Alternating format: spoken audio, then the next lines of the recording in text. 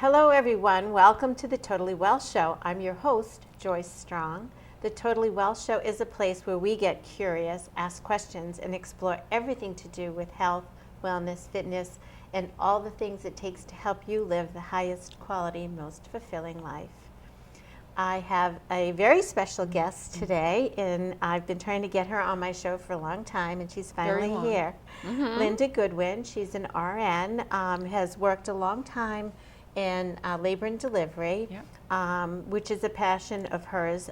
But today we're going to talk about something very different. Linda's website is omegapointhealing.com, which is where you can reach her, and she is one of the hats she wears, and she does many, kind of like me, but in a different, very different way.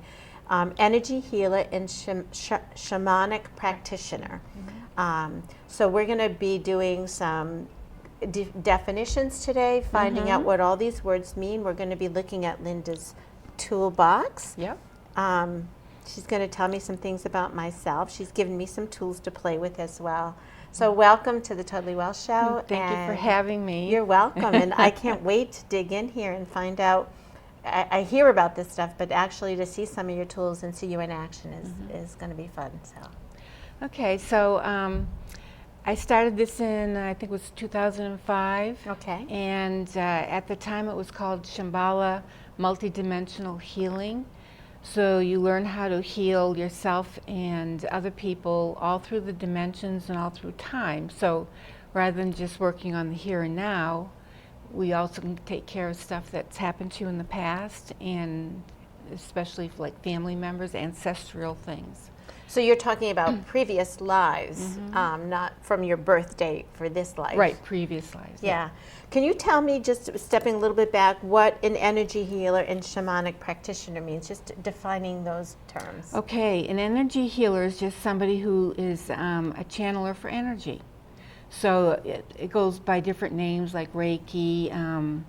It's what I do now is called New Paradigm Multidimensional Transformation, because we are actually transforming ourselves, helping with our evolution.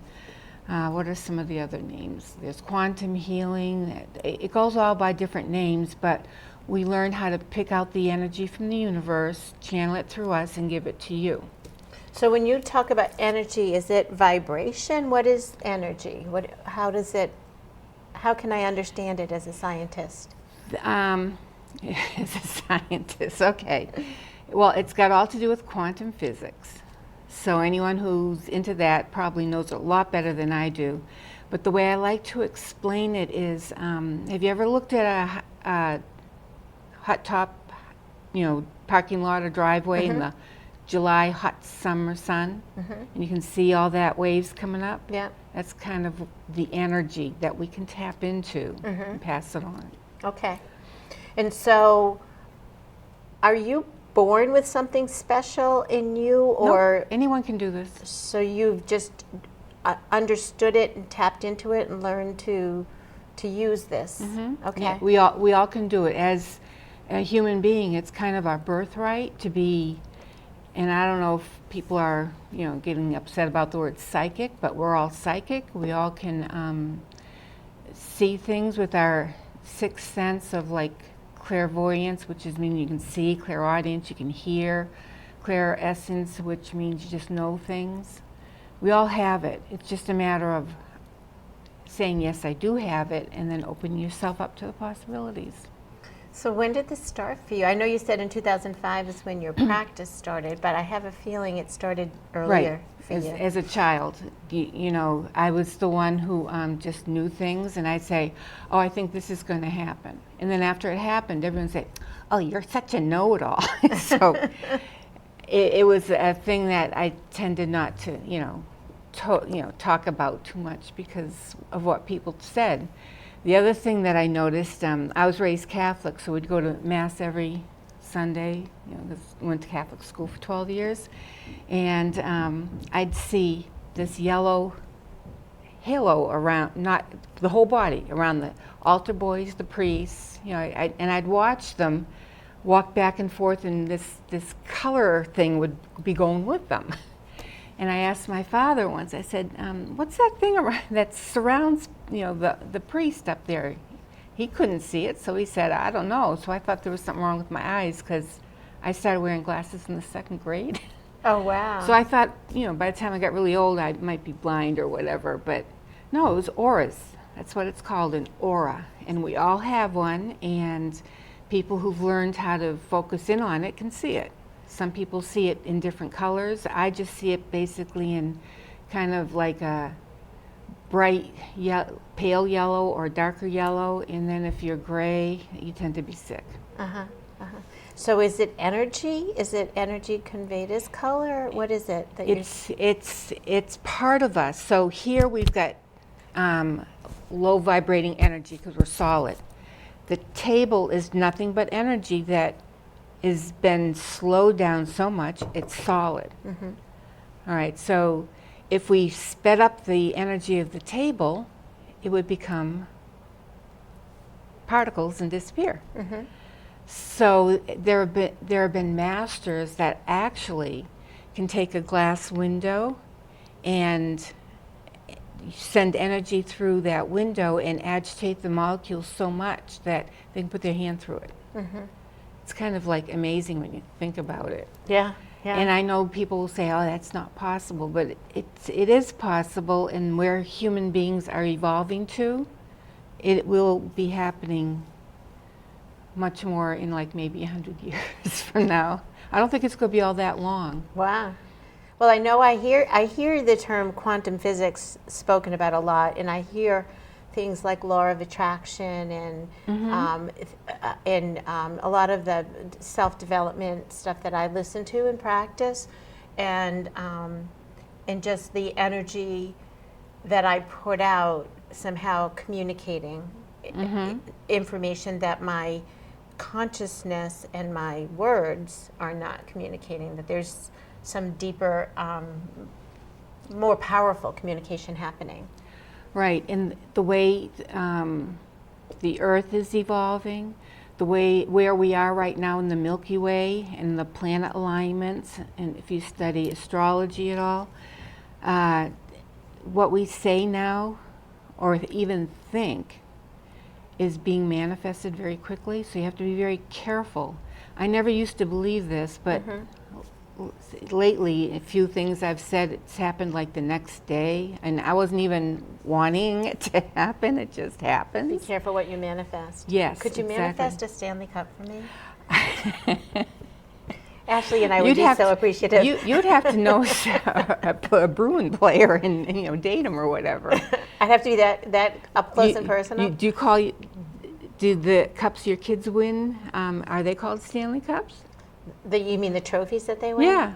No. So yeah.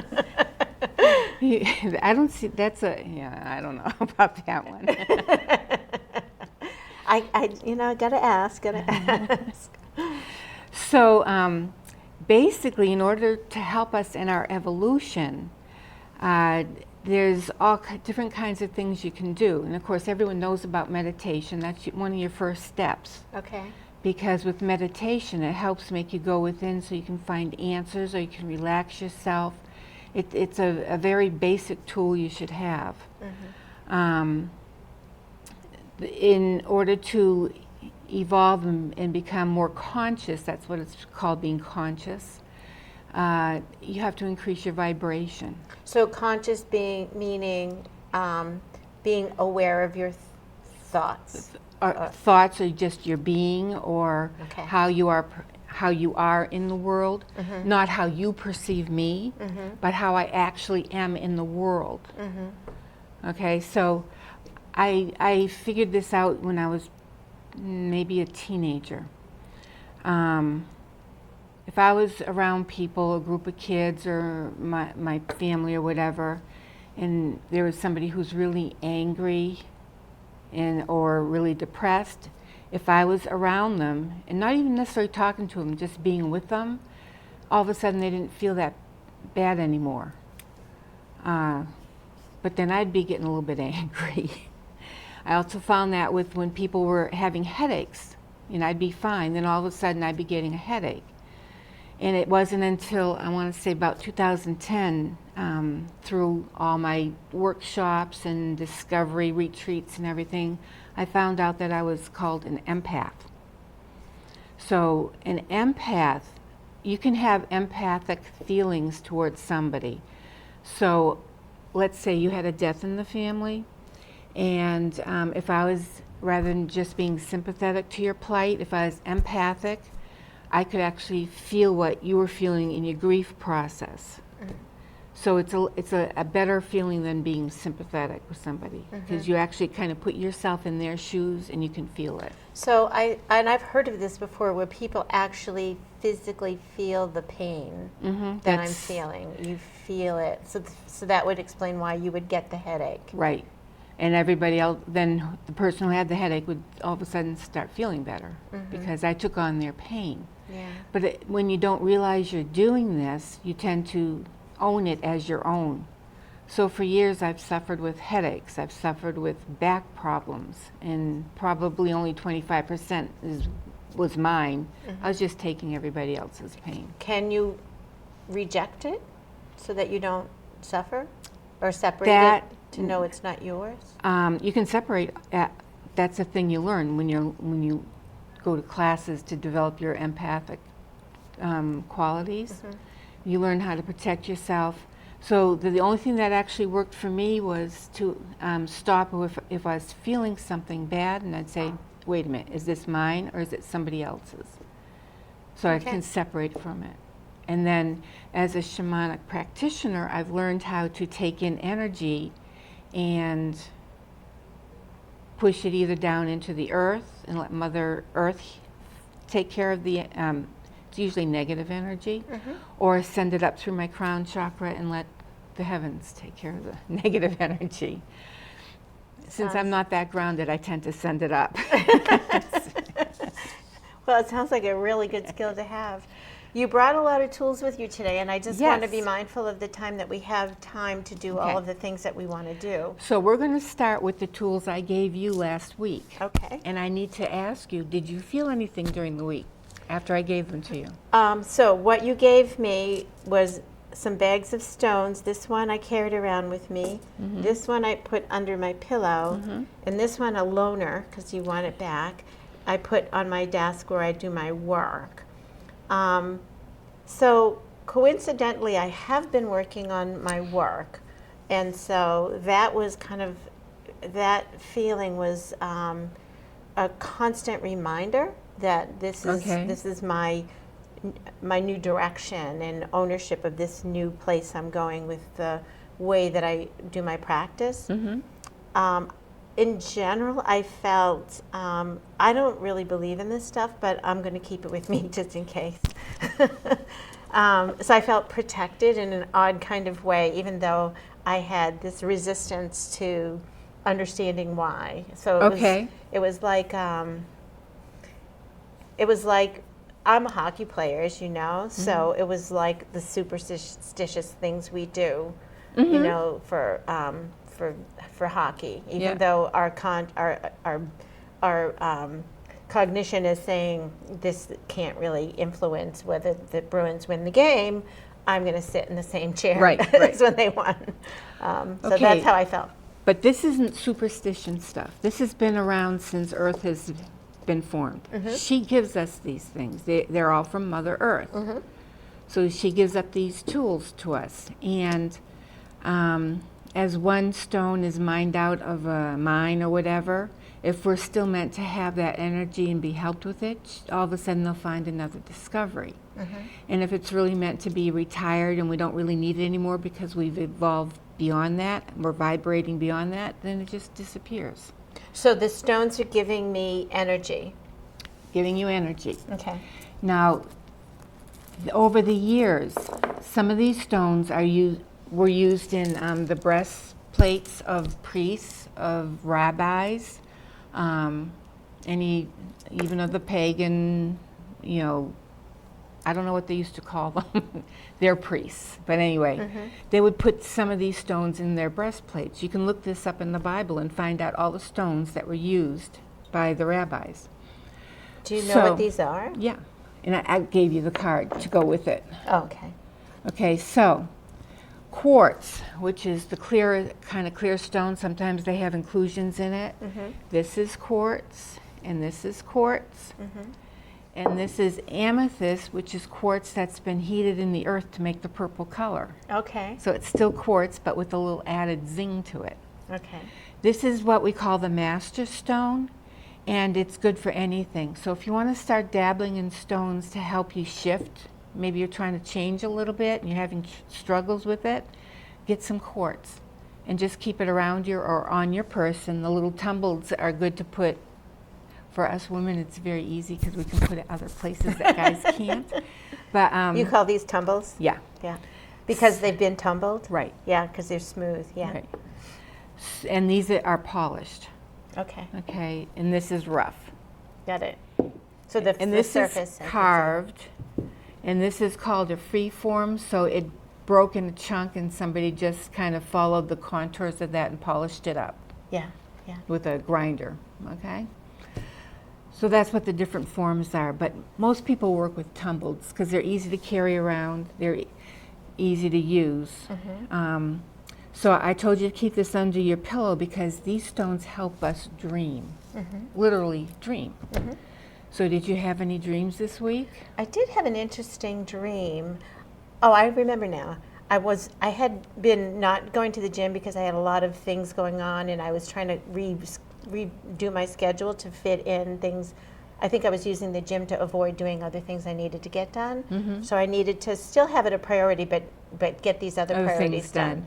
And I dreamed I went to the gym. I woke up and I was like, did I go? I was like at the gym in my dream, and I'd never dreamed about going to the gym. So that was kind of an odd dream to have, yeah. Okay, so did it feel real? Yes. Did it feel like you were really I felt like I there? went to the gym. It All was right, different. It was a different so- kind of dream than I normally have because I felt like I woke up and I was like, the gym is happening now and I'm not there. I couldn't have gone. Like I had to validate it. Okay. Yeah. So you actually did go to the gym. So for your Part of me went. part of your understanding to think about and peruse, we can do what's called astral projecting. So we can, when you dream, you're actually traveling all over the place, but you don't remember it. And we have a cord that keeps our spirit anchored to our body. So it's an etherical umbilical cord, basically where our real one was. It's still there. And when you get ready to pass over or cross over, you actually have to cut that cord Oh, okay. because you don't want to be attached to your body anymore. Yeah. Anyway, that's a shamanic way of thinking of things. But in astral projecting, you can actually go places, and people who study this, so part of their homework might be tonight you're going to go, part of my homework was I had to go to the Niagara Falls at a certain time and look around Niagara Falls and see who else was there.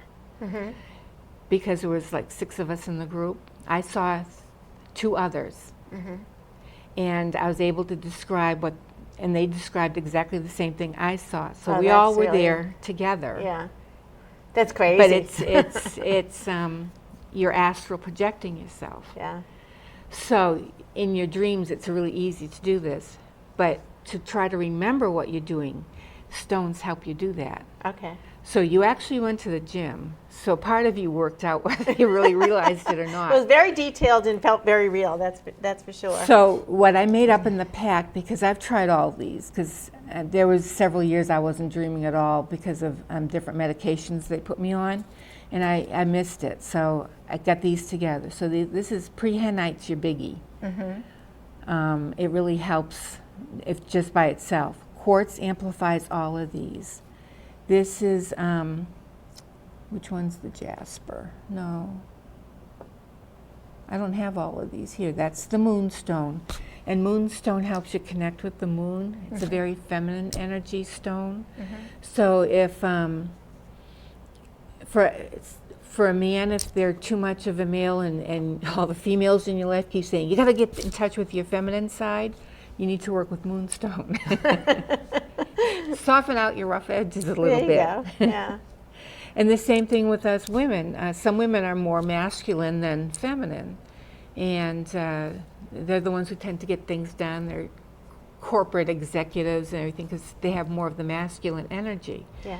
And if you want to soften that up a little bit, you'd work with moonstone. Can you slip somebody a moonstone without them knowing it? Like, but the thing put with it in a... all right, so these are tools, and you have to work with them with intent. So I didn't tell you anything about this. Yeah. So now when you go to bed and you put this under your pillow, you can make an intention that tonight I'm going to dream.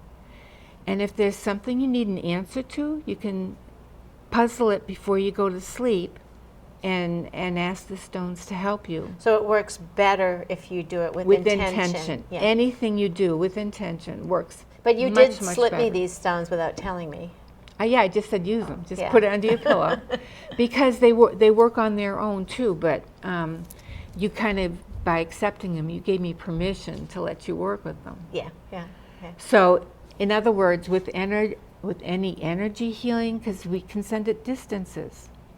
Okay, I don't have to be in your presence to send you energy. People tell me they do what you do over the phone with people. Yes, you can. Yeah. But you can't really, ethically, you cannot do it without their permission. Right. So you can either ask their higher self and get permission that way, or you physically ask them. So I used to, when I was a labor and delivery room nurse, sometimes moms had a hard time pushing babies out, and I would use my skills to help make it easier for her to push a baby out. Mm-hmm. And sometimes I just asked their higher self, but a lot of times I told them, I'm gonna help you, and I'm gonna do some energy work down here, so the baby will come out.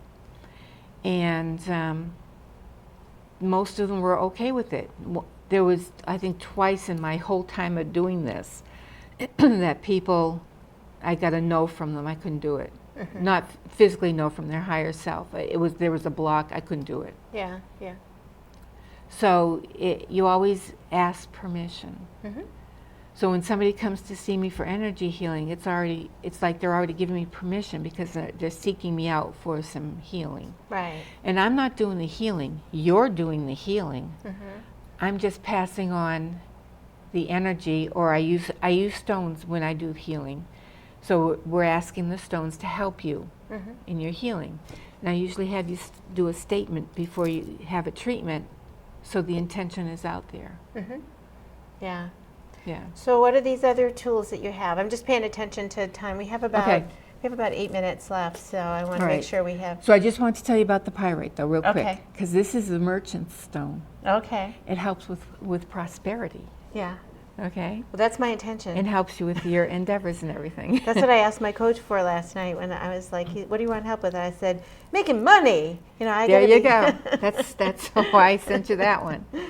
All right. So this is fluorite, and I keep this fluorite by any of my computers, any of my devices that give off electromagnetic fields, because that's very harmful to our body. Okay. And they're coming out with 5G on our phones pretty soon, which is extremely harmful. And they don't care. They just are going to roll this out anyway because it makes things faster. You can do more things with it, blah, blah, blah. Yeah. So So this gives you some protection? It gives you some protection. Okay. Shungite, which is what this is, it's a black stone, is another one that protects you from these EMF fields. Mm-hmm. So you want to keep them away from you, like when you're sleeping. Your phone not by your bed, across the room. They have to be at least 3 to 4 feet away from you. Mm-hmm. So these are energies that are there but we can't see, like electricity. Yes, and they're harmful. So fluorite's a good thing to keep by them. Shungite's another. This is hematite. This is very grounding. You feel it. It looks very scary. Well, that's a skull. Yeah. Why does this look so scary to me? I'm just going to hold it up. Because a lot of people associate skulls with, like, poison. You got the crossbone in the skull. It's associated with death, but really it's been used for centuries and centuries and centuries. What is it again? What is it? It's hematite. Hematite. Yeah. It's very heavy. Yeah. It clears negative energy and grounds you to the earth. So could somebody use that if they were having a depressive episode? it will help take away negative energy, so it'll take away that aspect of depression. But lepidolite or lithium included quartz would be better. Okay. So this is, I don't know if you can see on the TV, if you can see it, this is an included quartz. It's got actually hematite inside it. So I see little black speckles if you can't see it. Right. Yeah. And it's also shaping in the form of the quartz. Can you see the pyramid it's shaping? Yeah. So a lot of people work with quartz to get answers or to be during meditation is a really good time to use this, and it helps you focus. This quartz, and when you look at quartz, you look at the faces. This is a face. And if you have a quartz that has 7 sides, so you go 1, 2, 3, 4, 5, 6, 7, and with the triangle in the back, right there's the triangle, this is called a channeling quartz. So the way I use it, and I tell other people to use it, is if you have a really burning question you need an answer to, and you're not getting it internally through your intuition or Google searches or whatever, but you really need an answer to this question, you can ask it through the channeling. So we all have a third eye. It's your intuition port.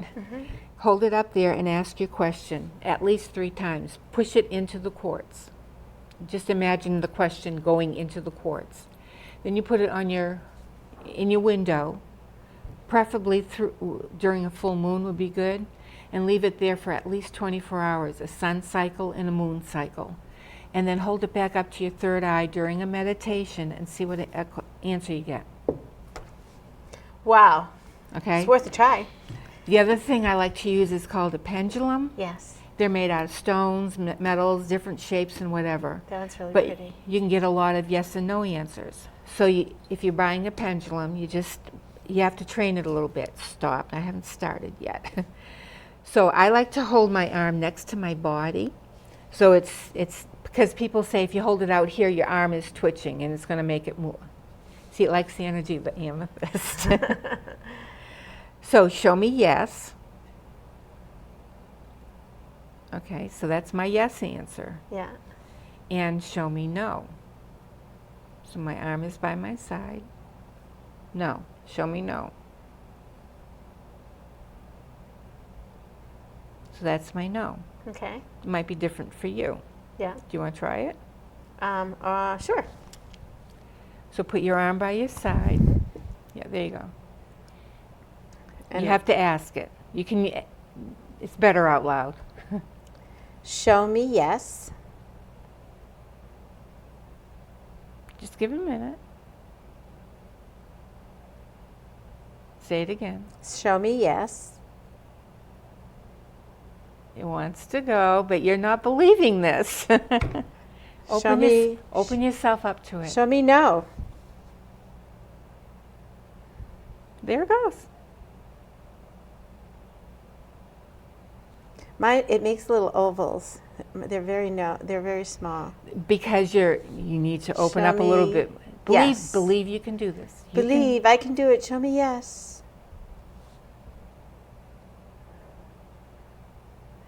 It's kind of clockwise. Show me no. I'm being too demanding. It just definitely changed. Yeah, right. So show me no again. Show me no. Show me where. Wait, where are you going? Whoa. You gotta wait a minute. Well, it's telling me no more show. We're almost out of time. Okay, so that's no. For you, that's no. So then what I do is I can see how my chakras are opening up, Yeah. but just by using the pendulum. And the chakras are supposed to be open in a clockwise. Yeah. So right now I'm doing my throat chakra. Yeah. I usually say, show me the throat chakra, and you can see it's open. Yeah. All right. So that's another way of using a tool. Linda, we're out of time. Okay. I told you it would go fast. So we'll catch up on some of these other tools. If people need to want to reach out to you and learn more about what you do for energy healing and shamanic in your shamanic practice as a practitioner, Omega Point Healing, and I'm really grateful for the time that you spent to share with this and educate me on something that's definitely beyond my experience and training. So now I'm getting more and more curious. And thank you for the healing you've given me, because I feel it. And thank you for being my life coach and pushing me in directions that, you know, it's a little scary, but has been very beneficial. Well, I believe in you. Yeah. Thank you very much. Okay.